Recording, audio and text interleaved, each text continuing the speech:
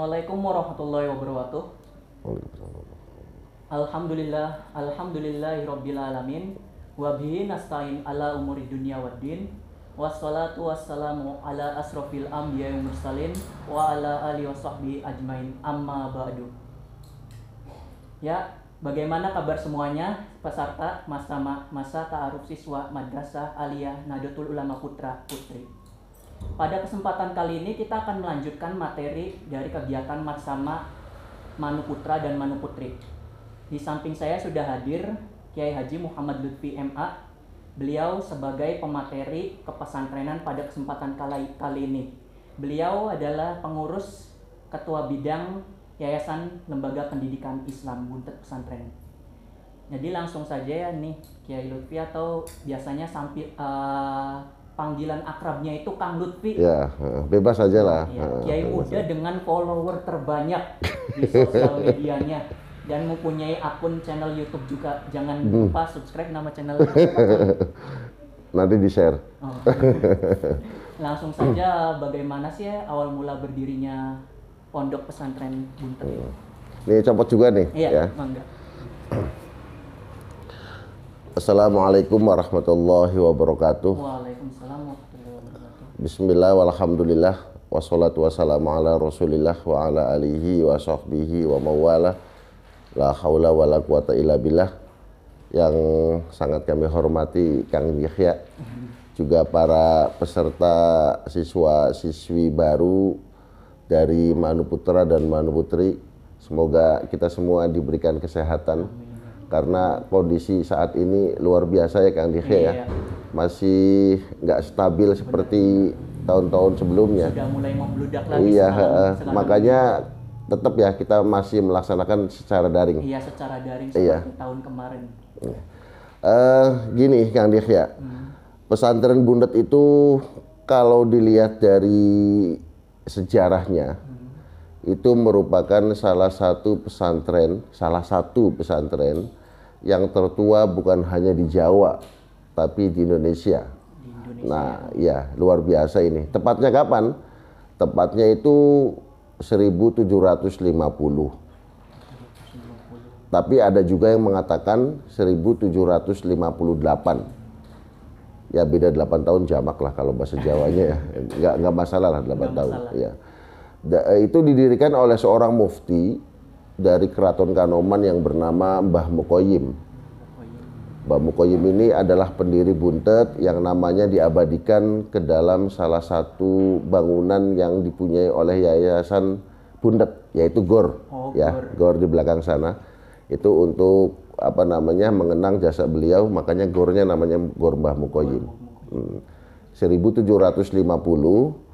Kalau kita hitung dari waktu itu sampai zaman sekarang kurang lebih hampir 3 abad kurang nih Kang Dikhe. Itu bukan waktu yang sebentar, tapi waktu yang sangat-sangat lama. Makanya dalam perjalanannya pesantren Buntet itu mengalami perkembangan yang luar biasa. Ketika waktu zaman Mbah Mukoyim, Buntet itu masih sebuah pesantren kecil, gubuk kecil, musola kecil. Sekarang sudah komplit semua Buntet itu. Sok silahkan dari sudut apapun Buntet nggak ada yang ini, dari bangunan apa komplit semua Kang Dikhe. Sudah mulai maju ya? Maju alhamdulillah, sampai Buntet itu sekarang lembaga bahasa juga sudah, bahasa bahasa Arab, bahasa Inggris, semuanya sudah ada. Itu semenjak zaman Mbah Mukoyim, terus digantikan oleh mantu cucunya yang bernama Ki Mutaad. Itu juga belum ada sekolah di sana. Terus dari Ki Mutaad itu digantikan sama Ki Abdul Jamil. Ki Abdul Jamil digantikan lagi sama Kiai Abbas. Ki Abbas Kiai Mustadi Abbas. Kiai Mustadi Abbas Kiai Mustamid Abbas, Abdullah Abbas, Kiai Nahdin Abbas, Kiai Kiai Abdul Hamid Anas, dan sekarang Kiai Haji Adib Rofiuddin. Itu berapa tuh kira-kira? Berarti kurang lebih 8 ya. 8 sesepuh yang sudah ada semenjak Buntet itu berdiri. Berarti diteruskan dari tahun ke tahun ya, dari abad ke abad. Iya. Terus dari segi pondok pesantren, pada waktu zaman Mbah Mukoyim itu ketika mendirikan pondok pesantren bukan di sini nih Kang Dikhe. Di mana itu? Di sana, di namanya apa ya, kalau Dawan Sela ya, Dawan Sela kurang lebih 10 menit dari Pondok Bunut yang sekarang. Pondok pesantren. Iya. Kalau Di sana. kalau tempat yang sekarang itu berarti disebutnya desa apa ya? Buntet Jadi kalau Bunut pesantren itu unik sekali Kang Dihya, sangat-sangat unik. Mungkin di Indonesia cuma satu, karena pesantren Buntet, tapi secara wilayah itu terdiri dari 4 desa. Mencakup 4 sekarang, desa. 4 desa. Apa saja Mertapada Kulon, Mertapada Kulon, Buntet desa, desa. Munjul dan Sidamulya. Oh, Sidamulya. Iya, sekarang kan ada salah satu keluarga kita yang apa namanya, yang mendirikan pesantren itu di wilayah desa Sidamulya. Makanya Buntet pesantren tapi 4 desa itu sangat unik, nggak ada di pondok pesantren yang lain kan. Dari jumlah pesantren, tadi saya neruskan sedikit ya, bahwa Mbah Mukoim itu mendirikan pesantrennya bukan di sini, tapi kurang lebih 10 menit dari pesantren Buntet pesantren yang sekarang. Akhirnya waktu itu pesantrennya dihanguskan sama Belanda, ya, di Belanda, sehingga Mbah Mukoim itu pindah dulu ke suatu tempat yang lain. Lalu setelah pindah balik lagi, itu baru mendirikan Buntet yang sekarang. Berarti bergeser gitu ya? Bergeser ya, kurang lebih 1 kilo lah ya, 1 kilo dari tempat yang awal. Dan jumlah pondok ini menarik juga. Jadi kalau jadi kalau pesantren Buntet itu bukan hanya pesantren dalam satu komplek ya, tapi apa namanya, pesantren yang berbaur dengan masyarakat. Makanya jumlahnya pun cukup fantastis. Hampir 61 sekarang. Oh, 61. Tepatnya 61 pondok pesantren. Tapi tetap di bawah Yayasan Lembaga Pendidikan Islam. Semuanya mempunyai peraturan yang otonom ya. Kalau bahasa ininya, bahasa pemerintahnya otonom, otoritas penuh pada sang kiai untuk memberikan pengajian masing-masing. Tapi tetap dalam kontrol YLPI Buntet ya. Dari 61 pesantren tersebut masih ada hubungan satu sama lain atau tidak? Masih. Satu bronjot kalau bahasa Jawanya. Ngerti ya, satu bronjot. Iya, satu keturunan. Satu keturunan, satu klan kalau bahasa ininya, satu klan. Iya. Apa namanya? Tadi kita runtutin lagi ya. Mbah Mukoyim, Ki Muta'ad, Ki Abdul Jamil, Ki Abbas, sesepuh ya.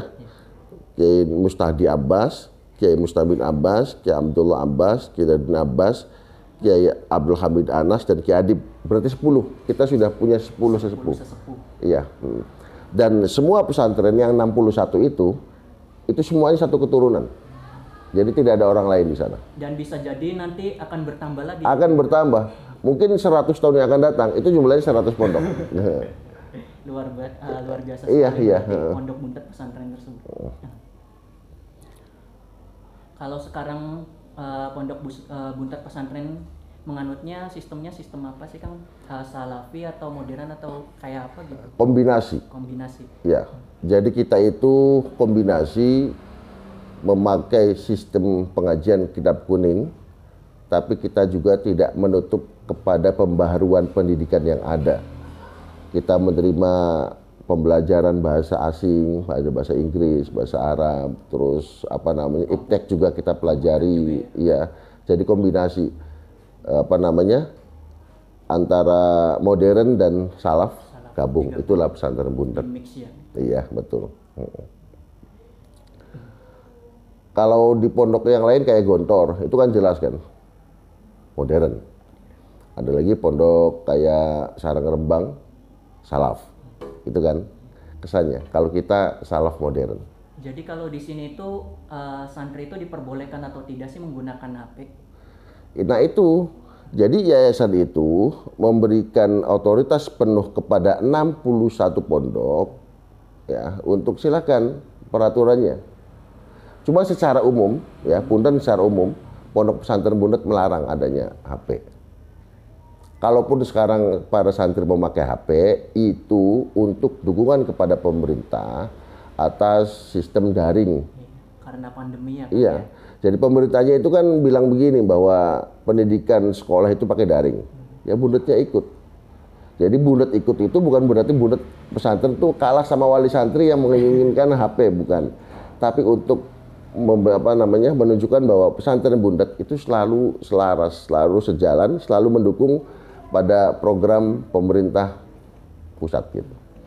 Ada aturannya tidak Kang, kalau misalnya tadi kan penggunaan HP kan di kala pandemi ya, ada aturan waktunya tidak, misalnya dari jam berapa atau udah sampai jam berapa? Ada. Biasanya dari jam berapa sampai jam berapa? Jadi saya ambil sampel salah satu pondok saja ya. Jadi ada salah satu pondok di Buntet yang mengatur penggunaan HP di sana di masa daring ini ya. Jadi untuk tingkat sanawiyah itu sampai jam 1. Untuk tingkat aliyah sampai jam 2. Nanti setelah jam 2 itu HP dikumpulin lagi, Kang Dirya, dikumpulin lagi, besok jam 7 bagikan lagi. Jam 2 kumpulin lagi sama pengurus. Jadi kita itu nggak membebaskan HP penuh ya, jangan salah paham. Iya. Jangan salah pikir gitu bahwa Buntet sekarang sudah santrinya memakai HP, enggak. Jadi benar-benar digunakannya itu untuk pembelajaran daring. Pembelajaran, kalau misalnya ada santri yang tidak menggunakan atau menggunakan sesuatu yang tidak sesuai aturan, saya ambil itu HP-nya. Saya ambil, saya rampas. Dengar baik-baik ya untuk para siswa Manuputra dan siswi Manuputri, bahwa HP itu digunakan di pondok pesantren Buntet itu dari jam 7 sampai zuhur. Dan setelah itu dikumpulkan lagi. Ingat, untuk para siswa, khususnya siswa biasanya menggunakannya itu HP-nya biasanya untuk mabar, Kang. Apa tuh? Zaman sekarang itu apa mabar main tuh? bareng gitu. Nge-push rank, main game gitu kan. Ini Kang Dirya mudah banget ya. Jadi bahasa-bahasa sekarang udah masih ini ya. Saya malah belum tahu Kang Dirya. Jadi biasanya sekarang itu kadang mencuri-curi, Kang. Ada yang alasannya itu untuk ikut pembelajaran daring, tetapi malah untuk menyalahgunakan untuk main game bareng sama teman-temannya. Iya betul. Ada pesan saya satu, pokoknya bagi siswa-siswi baru yang masuk sekolah di Manuputra Manuputri, kalian gak salah milih sekolah.